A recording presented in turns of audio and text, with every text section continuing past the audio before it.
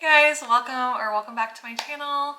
If you're new here, my name is Kimberly and this is a place where I like to share all of my sewing makes and all of the inspiration that I've been feeling in regards to creating and working with beautiful fabrics. So welcome. It's been a few months since I have posted a video, and anyone else who creates videos here on YouTube can probably relate to that phenomenon where the longer you go without being in that routine of making a video, it just kind of is easy to let it slip away.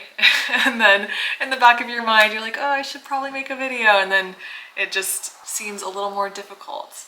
But we're here today and I just made myself an iced tea.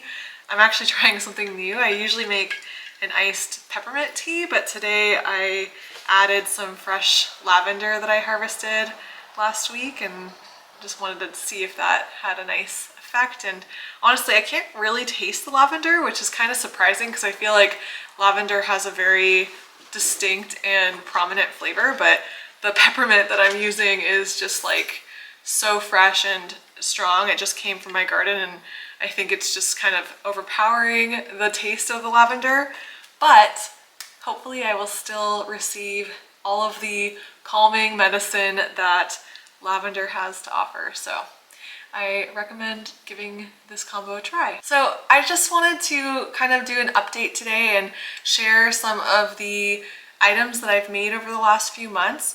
Most of the items are geared towards summer. There are a couple things that are more spring / loungewear. I think there's 7 things that I'm going to share today. There were quite a few more items that I made over the last few months, but I didn't love the fit on me and I ended up trading my items with other people on Lucky Sweater, which I'm not sure if I've talked about Lucky Sweater before, which I can get into that a little bit later. But yeah, so I don't have everything that I've made, but I have the items that I have made that I'm keeping. So I guess I'll just start with what I'm wearing today.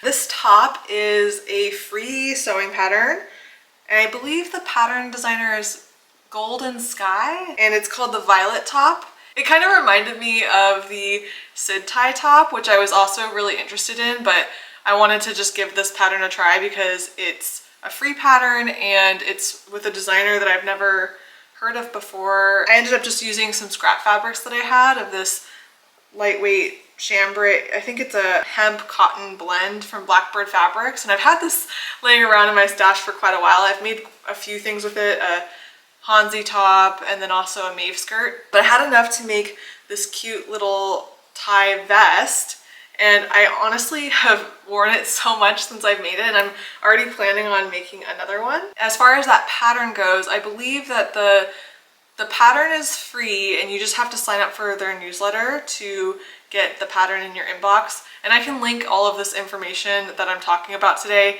in the description box. So if you're interested in getting more information, go ahead and just look in the description box and you'll be able to find the link if you want to look into that. So I'm wearing this vest, and then I also made this patchwork skirt that I'm totally in love with.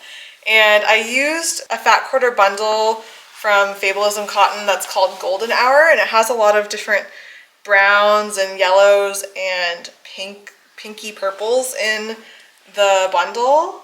What happened was I had made a Barden dress by Peppermint magazine with Fabulism Cotton, and I ended up not loving the fit of it, and I traded it on Lucky Sweater with someone, and then I kind of regretted it afterwards because I was like, oh man, I wish that I had just given this piece of clothing a chance in my wardrobe before I had gotten rid of it. And one thing I've noticed with myself particularly is that I'm very, very picky about clothing, and I'm pretty much everything I make, right when I make it, I don't like it and I feel awkward in it. And so what I've noticed is that when I give things a chance to kind of like assimilate into my closet, I start to love items that I thought that I didn't like. And so long story short, I had traded this beautiful dress, which I think I have a picture of it, so I'll put the picture in the video so you can see the original that drew the inspiration for this skirt. But yeah, I ended up making this skirt because I was just thinking about this dress for months, and I was like, I'm just gonna try again with a skirt. And for this pattern, I ended up using the tutorial on Sydney Graham's YouTube channel on how to sew up a tiered skirt. And it was a really good tutorial. I highly recommend it. And as far as the patchwork goes, I just kind of did basic math to figure out how many different fabric designs I wanted to feature in the skirt, and then I figured out based on the 3 tiers how much width there was on each tier, how many squares would fit into each tier, and then I basically patched the fabrics together, and then I cut out the size rectangles that I needed, and then I just followed the tutorial as normal and ended up with this skirt.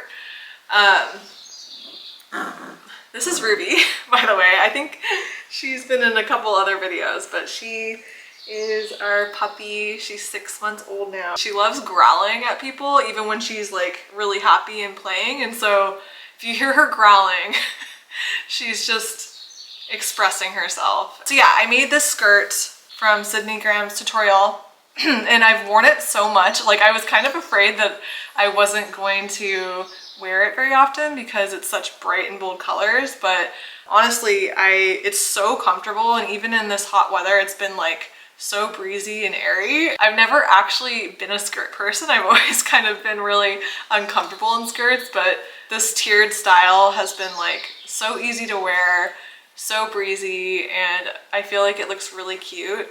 Another item that I made for my summer wardrobe is a ruffle sleeve top by Peppermint magazine. I made this one a few months ago, so it's a little, my memory of it's a little bit hazy, but let me grab the item.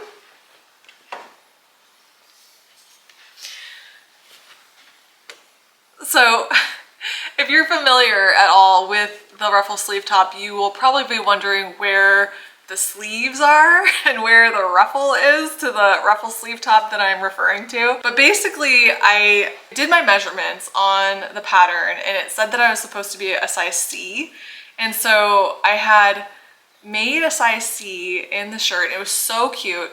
And the problem was that my mobility with my arms was like non-existent, so I basically like couldn't move in the shirt, and I was super bummed because I hadn't made a toile, but I had enough fabric to make another one, and so I ended up cutting out a size D and making it in a size larger. It still didn't really fit after I had attached the sleeves, and so I took the sleeves off of the shirt, and instead of doing, I think it's French seams originally in like the whole shirt, even the sleeve attachments, and so I ended up unpicking it and then just serging the seams to try to like add a little bit more space in the armholes, and it helped a little bit, but like the shirt was just not functional because like even though I could move around in it, it was just like not very practical for my lifestyle. It's like I want to be comfy and have good mobility, which I don't think is too much to ask out of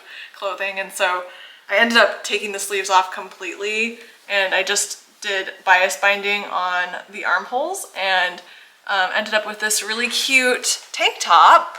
And I used this yellow daisy fabric from Fabulism Cotton. The color is not really showing up on the camera super well, but it's kind of like a soft banana color. I'll put a few pictures in so you can kind of see it on me. But yeah, I've been wearing this top so much since I altered it, and I do want to try making that pattern again because the instructions were amazing and it was a really fun make.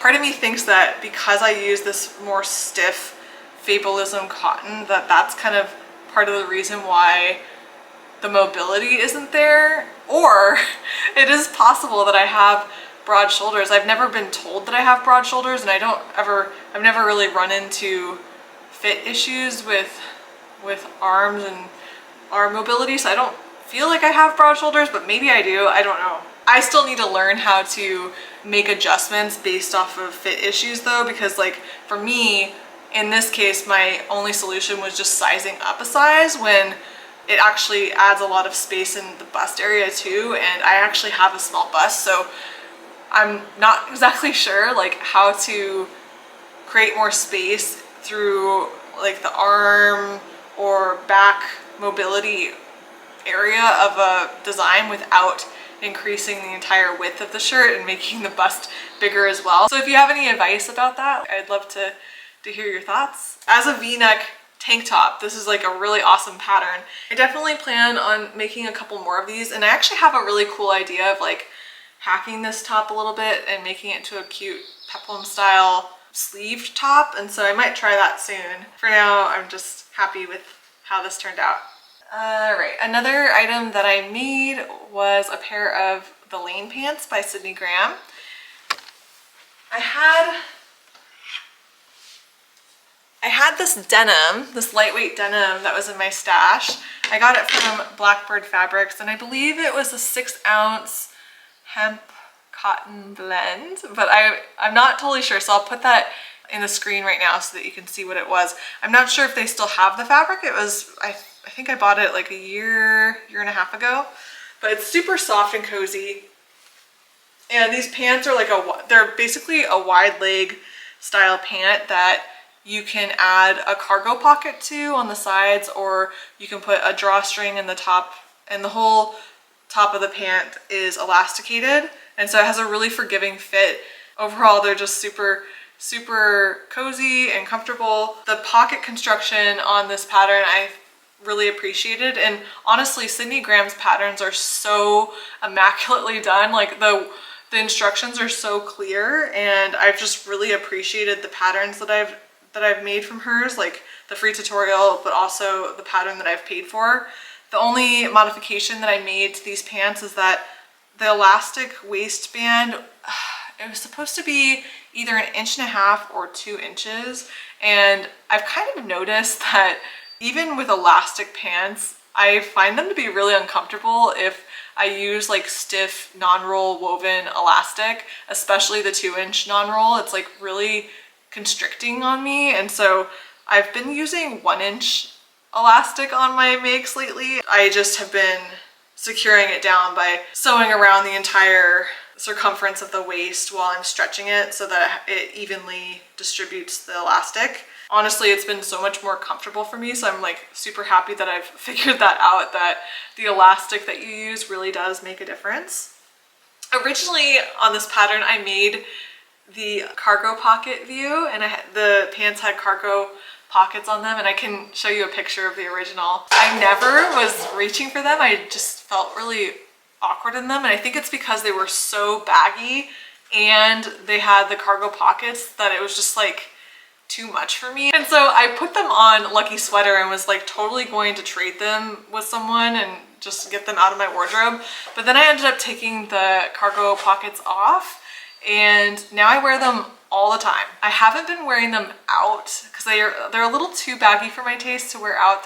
They look kind of like more sweatpanty to me, and it could just be the fabric combination of the fabric that I've chosen and just how wide it is. But I do wear them around the house several times a week, and so I'm really happy that I didn't trade these because the fabric is really high quality, and if you shop at Blackbird Fabrics, you'll know that their fabrics are not cheap, and so I'm definitely happy that I've been getting a lot of wear out of these.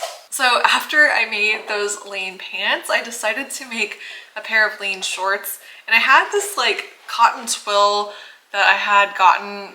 It was from a futon. It was like a futon cover that I bought for our futon, but we don't use the cover because I don't know who is able to put futon covers on, but like the mattress is like 40 pounds or something. It's like this huge cumbersome mattress, and then we have 2 children who still have accidents sometimes. And I remember we were sitting on the couch, and I had the forethought to put a waterproof cover underneath the futon, underneath the cover, so the mattress was protected. But one of my daughters peed on it, and then we had to pull off the cover, and then trying to get it back on was such a nightmare that we just decided to like never use the futon cover ever again. And so I had all this beautiful, it's like a light gray cotton twill, and I wanted to try making a pair of shorts out of it. And so I made a pair of shorts, and you know, honestly, it's nothing special. It's just a off-white pair of shorts, but they turned out really well. The only thing that I messed up was that I had measured the elastic for my body and it fit really well. Like I had tested it before I had sewed it into the waistband, but I was sewing down the elastic around the circumference on the top and on the bottom of the waistband, which you can kind of see here. After I did that, the pants were way looser on me. Like the elastic lost some of its elasticity, I guess. It like kind of stretched it out. And I remember Sydney Graham saying this on her tutorial, like, oh, if you do end up sewing down the waistband, make sure you make the elastic a little bit smaller than you want it to be, because it will loosen. The elastic will loosen. And I can attest to the fact that that's totally true, because the pants didn't fit anymore. They were like too big. And I was just like, oh my gosh, I do not want to unpick all of this. And so I ended up just unpicking the back 4-inch section of the waistband so that I can open up the band again and then cut some of it out. But obviously, since I didn't re-stretch the entire waistband and sew it all down together, there's a little bit of bunching in the back now. Like there's one area where it's kind of bunched up, but you can't really tell when you're wearing it. I haven't really worn these shorts too often. They kind of give me like a safari vibe, and which I guess I could just lean into that, but they're kind of puffy and safari-esque. So I don't know if they're like the cutest pair of shorts, but I have worn them around the house a little bit, and I'm sure I'm going to be a lot less picky once it starts hitting the high 80s and low 90s over here. I'll probably start wearing them quite a bit more, but they turned out really well. Another item that I made is another estuary skirt. I tried making an estuary skirt by Sew Liberated 4 or 5 months ago. It was a beautiful skirt, and it was in this like coral pink color, and I had gotten all the way to the buttonhole step, and then at the time I was doing the technique where you just put in a sewing pin and then you kind of use like a seam ripper to try to open up the buttonholes, and that was the moment where I had a biff, if you will, and the seam ripper went through it just like knocked the needle out of place, and then it cut through the entire waistband, and basically I didn't have a solution. To me, it was kind of ruined because I didn't have any extra fabric, and like the integrity of the buttonhole was ruined, so it's like wasn't able to stay, like the skirt was not holding together, and so that was kind of a bummer. I ended up repurposing the fabric and turning it into that Barden dress that I traded on Lucky Sweater, but I wanted to make another estuary skirt, and that moment though for me was such a learning lesson because it made me realize that like some tools are worth investing in. And so I ended up buying a buttonhole kit, and I think they're like $15, but basically it's just like a metal sharp edged tool that you use like a little hammer to kind of like cut a hole into your fabric, and you're putting it in a very specific place and you have a chance to look at it before you're cutting through the fabric. And so I ended up getting one of those, and since then my buttonhole procedure has been much more accurate and less stressful.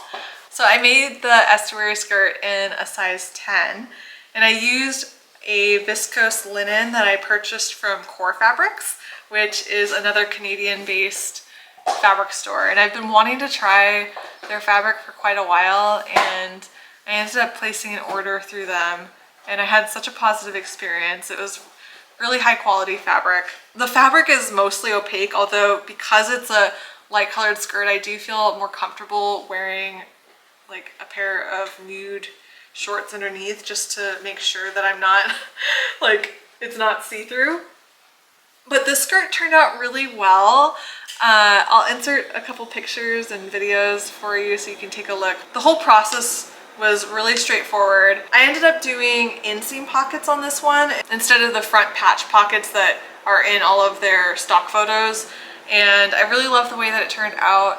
I think if I were to make a skirt similar to this in the future, I might try the Ruby skirt by Sew Over It, just because it's fun to try new patterns, and I have their pattern, which I believe it's actually a free pattern if you sign up for their newsletter, but I do have their pattern because I did their membership for a few months, and that's one of the patterns that they include. I'm just interested to try that one because I have sewn up a few other Sew Over It items, and I feel like their instructions are really clear, and I really appreciate just like how much intention they put into their patterns.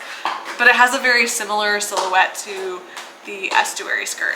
The last item I want to share is out of the same fabric from the Estuary skirt, and I had a little bit of fabric left over, and so I was able to make a Sew Liberated Hinterland top hack. And so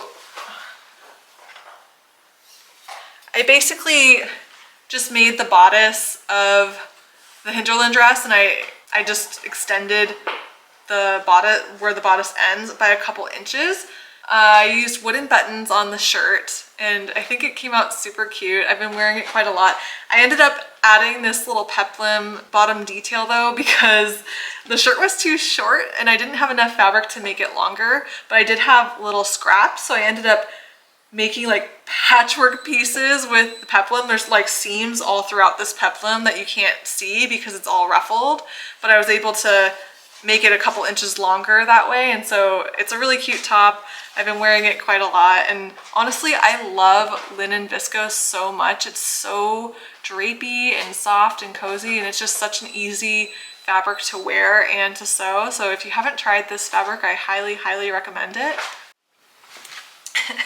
Sorry, my battery died, of course. Hopefully I was able to finish everything I was mentioning about that Hinterland peplum top, and I will insert some photos for you here so that you can see this top in real life. But I did want to take the time to just mention a couple of the other projects that I have on the horizon. I only have a few for this next month, but of course as summer goes, it's been super busy, so I feel like having a few projects seems manageable and not too overwhelming. The first thing that I'm working on right now is some presents that I have for family members and friends. There's a bunch of birthdays that are coming up, and so I wanted to make something for them, and I feel a little bit crunched for time. I usually try to make something that is a little more labor intensive. Like I've made bags for family members in the past, but I just haven't had the time to do that this summer. So I'm gonna make everyone a really cute patchwork style zipper bag. And so I'm using the same fabrics that I have in the skirt that I just showed you guys, and I'm just gonna make cute little quilted zipper bags for them. For my birthday, which was in April, I got a gift card to IC Fabric, which is a fabric store here in the United States that I've been wanting to try because they have a very limited selection of fabric and it's all natural fibers. And so that's to me like such a beautiful, perfect combination, because I get really overwhelmed looking at fabric when there's too many options. It's like that decision fatigue that happens, especially when I've gone into actual fabric stores. There's just so many fabrics that it's like kind of overwhelming. And so IC Fabric has a very limited amount of fabric, and they mostly specialize in linen and like linen cotton blends. So I ended up getting this really beautiful linen that's a gingham. It's in a black and white gingham, and I already cut the pattern out, but I'll just show you the fabric. It's so beautiful, and I washed it recently, and it almost has the same, I've worked with like this crinkle cotton, this Japanese crinkle cotton in the past, and it kind of like feels that way after I washed it, but it has more weight and texture to it. And I've never worked with seersucker cotton, but I wonder if it's like a similar kind of effect. It almost feels like it's bunching and puckering, but in an amazing way. And so I'm like really excited for this project. And what I cut out is another tiered skirt. And I think that this is going to be such a cute addition to my wardrobe. I'm super, super excited about it. And I actually have a little bit left of this gingham, and I was kind of thinking about making another one of these violet tops. And in the pattern, they have an option to make a ruffled bottom. And I think that would be so, so cute. And so I'm kind of thinking about using it for that. If I didn't do one of these tops though, I would maybe just make a tank top or maybe like a boxy style tee, which if I did a boxy tee, I might actually do the Augustina tee again, even though I did swear off fabric store patterns. But the Augustina tee is really simple, and I really liked the way that that one fit me. And the Hansi top, even though I loved it at first, it's a lot more fitted, and I gained a little bit of weight, and it just seemed like it wasn't as forgiving because it's so much closer fitting to the body. And so I don't know if I would turn it into a Hansi top or an Augustina top, but as of now I'm kind of leaning towards doing another one of these tied vest style tops because it's just so cute and I wear it all the time. If you want to weigh in your vote, I would love to hear your thoughts because I really like the idea of a matching set. Even if I didn't necessarily wear them together, I like the idea of being able to wear them together to make it look like a dress. I feel like if I were to make it into this vest, it wouldn't as easily be like a set. Although I've seen plenty of dresses that have that style, like the Sid tie dress is that style. So if I were to tuck it in, it would look basically like a tied dress style. So I'd love to hear your thoughts. The only other thing that I've been working on is I started getting into appliqué, and I haven't done very much of it yet. And it seems like there's a lot of different techniques, and I'm still kind of learning all of the different techniques and how to do it. But I have one piece that I'm working on that I'm almost done with that I'd love to share. It's a sunflower. And I'll have to hold the piece up because it's not all sewn in yet. But I'm making this sunflower, and on the bottom I'm gonna have it say stand tall. And it's just like a really sweet wall piece that I wanted to put up in my room, just as like a gentle reminder of imbibing the energy of a sunflower and not being afraid to let your light shine, I guess. And so I feel like that's something that I need as a reminder because I oftentimes can feel uncomfortable allowing myself to shine and allowing my personality to come through. It's a little bit scary sometimes. And so I thought it would be fun to make this wall piece. And it's honestly, it was just like an image that came into my head randomly. And I actually had another image come in for me with a rose, which I actually have right here. This is like the first applique piece I did, and it's really like rudimentary, but I made this rose, and it's hard to see in the screen, but it says "Go softly." And I was originally planning on hanging this on my wall, and then this sunflower came into my headspace and I wanted to make that as well. I'm really happy with like the progression between the first piece and the second piece. I feel like this one's like so much more vibrant and colorful. It still has a lot of room for improvement and a lot of little flaws that you notice when you make your own stuff. It's like, I'm sure another person might not notice it, but I notice it. But it's just been really fun to play around with different techniques and to sew just for the joy of creating, especially when it's been specific images that have come into my head. It's like been really refreshing to just play and not have an end goal and like, I gotta get this skirt done or I gotta do this. It's just been like, oh, I have a few hours, let me just play around with this and try this technique. And so that's been really refreshing for me. And honestly, it's been such a deep form of medicine for me because I feel like I'm so goal oriented and I'm so outcome oriented, and I have a perfectionist mentality where I'm just like it's really hard for me to connect with play. And so being able to experience this new technique with that mindset of play and just being able to not put an expectation on it and recognize that it doesn't have to be perfect has been really, really healing for me. And I'm just really excited to see where it goes because I have a lot of fun ideas, and sewing has just been so incredible to me because the things that have intimidated me the most have been the things that I actually enjoy doing the most, like patchwork, for example. Before I had done my first patchwork piece, I was so intimidated by it. And since then, it's one of my most favorite things to do. And I just love being able to pick out these like beautiful textiles that have like such nice texture to them and being able to play around, and it's like a puzzle piece trying to figure out how you want to put all the pieces together and then seeing the end result. It's just been so nourishing for me. And so yeah, I'm going on a tangent, but those are the projects I have in mind for now, and I definitely plan on posting more regularly, so I apologize if you have been wondering when my next video is going to come out.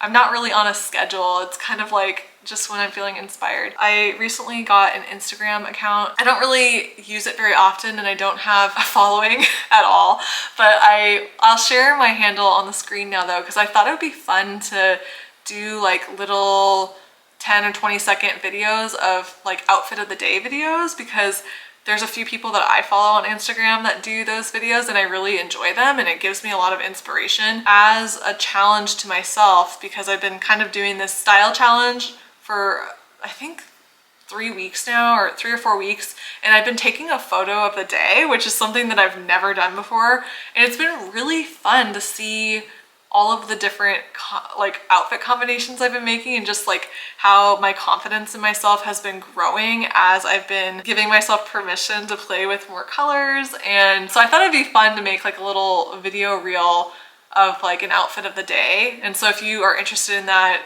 feel free to follow me on Instagram and hopefully I'll actually follow through and do it. That's like something that's been really amazing for me about Lucky Sweater, is that it's basically, Lucky Sweater is basically a trading app, but they focus on slow fashion and me-made items. And so you're able, if you make something that you sew up that you don't love, you're able to put it on this app in your closet for other people to potentially trade an item from their closet with you. And so it's like such a nice way to make sure that your me-made items are still getting good use, because for me, that's been a struggle, is like, what do I do with this item if I don't like it? I don't want to just donate it because I don't know if someone's actually going to buy it or wear it, versus having it on this platform where people really appreciate the me-made items and they really appreciate secondhand clothing and keeping things out of landfills. So I've been using this app and I've been trading with people and just getting out of my comfort zone of the things that I'm used to wearing. It's like I have a jumpsuit now that's like super cute and retro and like I love it, and I've been playing around with like hand painted shirts that I've gotten from people, just things that I never thought that I would wear. It's really been helping me learn my personal style and give myself permission to be bright and jubilant and dress the way that I feel on the inside and let it match how I'm looking on the outside. I've been like very resistant to like fashion and even colors in general ever since I had kids. In my mind, I've been like, I don't deserve to look pretty, or I don't want people to look at me, or I don't want to be noticed. And it's just this interesting thing of realizing that that directly coincided with just me not feeling good on the inside and having a lack of confidence, and that it's not conceited to take care of yourself and to dress well. And like the same goes for eating well and exercising and taking care of your body. It's all just like a reflection of how much you care about yourself. There's a spectrum for any of it. It's not like I'm spending half the day getting ready and I care so much about what I think. It's more just me being able to express myself and feel confident in my skin. It's just been a really eye-opening experience for me, and I never thought that clothing could have that effect or be healing in that way. And so it's been really eye-opening for me, and I'm just so appreciative to this craft and the fact that I jumped into sewing a couple years back when I was in an actual healing crisis and I needed something to keep my mind off of all the turmoil that I was in, and just kind of looking back in time and then looking to where I am now and just seeing how like massive of a transformation that has been, and it's almost been like a miracle for me, which is just so incredible. Anyway, if you're still here, thanks for watching. Thank you for listening to my tangent about fashion, and I look forward to connecting with you again in the future. Feel free to comment or chat with me below. I would love to hear from you, and I will see you soon. Bye.